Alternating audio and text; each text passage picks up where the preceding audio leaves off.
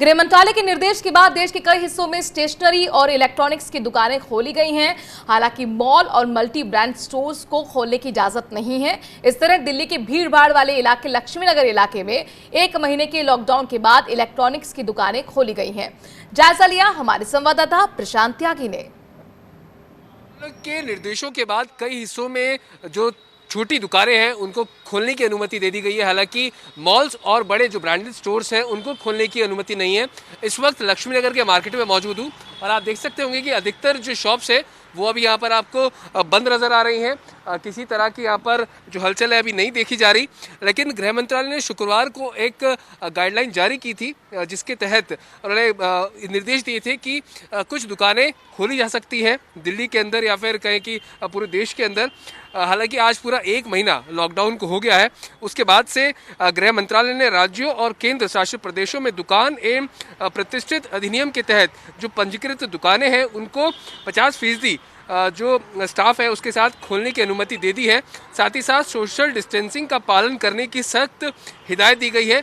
लेकिन multi brand mall सहित जो अन्य प्रतिष्ठानों को खोलने की बात थी उसकी अनुमति यहाँ पर नहीं है। और साथ ही साथ जो इलाके हॉटस्पॉट है उनको खोलने की वहाँ पर किसी भी तरह की कोई दुकान खोलने की अनुमति नहीं है।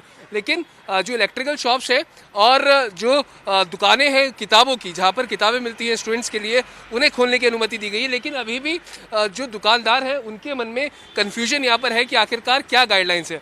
आपको कन्फ्यूजन क्रिएट है कि अभी कि जैसा केंद्र सरकार ने ऑर्डर दे दिया है लेकिन अभी दिल्ली सरकार के द्वारा कहा जा रहा है कि 1-2 दिन में फैसला लेंगे।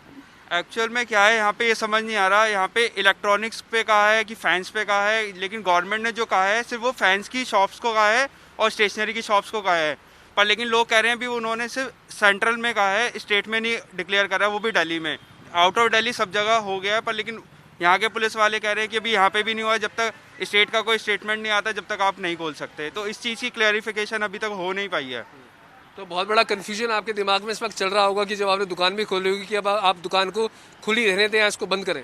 सर हमें लगता है कि अगर पुलिस वाले आए हमें पिटाई भी कर सकते हैं, हमारे पर कानूनी कार्रवाई भी कर सकते हैं बावजूद गवर्नमेंट की इजाज़त के बिना। क्योंकि इतने टाइम से हमने बंद रखी, हमें थोड़े टाइम और बंद रखने में कोई परेशानी नहीं थी।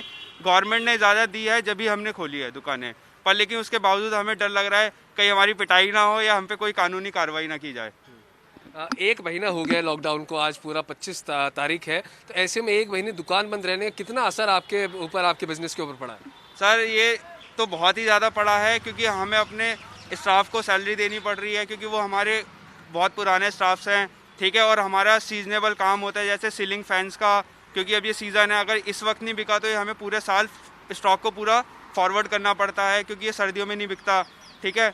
और हमारे सामान को लेके, हमारे हर चीज़ को लेके बहुत दिक्कत हुई है हमें। अच्छा, एक आखिरी सवाल बताइए, अगर जैसे इजाज़त दे दी गई है और आपकी अगर शॉप खुल सकती है तो क्या प्रिकॉशंस आपने लिए हुए हैं सोशल डिस्टेंसिंग को लेकर? क्या है जो मैं देख रहा हूँ सर्कल बनाए हुए हैं? सर आप ये देख सकते हैं हमने सर्कल बनवाए हैं जो गवर्नमेंट की गाइडलाइंस है।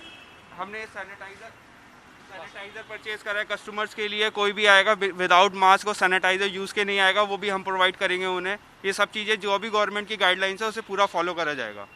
तो पूरी गाइडलाइंस को फॉलो किया जाएगा और उसके बाद ही। लेकिन अभी भी दुकानदारों के मन में ज़रूर यहाँ पर एक कन्फ्यूजन बना हुआ है कि आखिरकार दुकान खोलनी है नहीं खोलनी, क्योंकि अभी पूरी तरह से जो तस्वीर है वो स्पष्ट दुकानदारों को लेकर नहीं हो पाई है कि आखिरकार कौन से हिस्से की जो दुकानें हैं या किस तरह की जो दुकानें हैं वो खोल सकते हैं या फिर नहीं। अब देखना महत्वपूर्ण होगा कि दिल्ली सरकार का इस पूरे मामले पर MHA की गाइडलाइंस के ऊपर क्या फैसला आता है। कैमरा पर्सन विजेंद्र शर्मा के साथ प्रशांत त्यागी, स्वराज एक्सप्रेस, दिल्ली। और प्रशांत त्यागी जिनकी रिपोर्ट आप देख रहे थे खुद हमारे साथ जुड़ गए हैं, पृथ्वीराज मार्केट से वो जुड़ रहे हैं। प्रशांत, यहाँ पर किस तरीके के हालात हैं अभी? क्या सभी शॉप्स खुल गई हैं?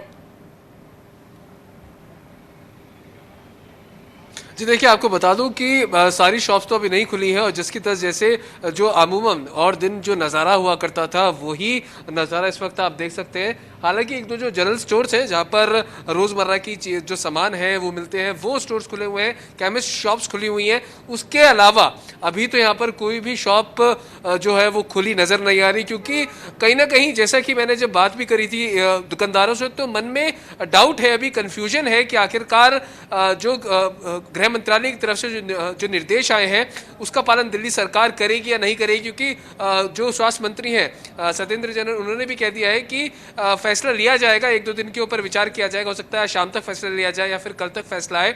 तो ऐसे में अब जो गाइडलाइंस MHA की तरफ से आई है उस पर दिल्ली सरकार ने अब तक कोई फैसला नहीं लिया है, तो एक कंफ्यूजन यहाँ पर जरूर क्रिएट हो गया है।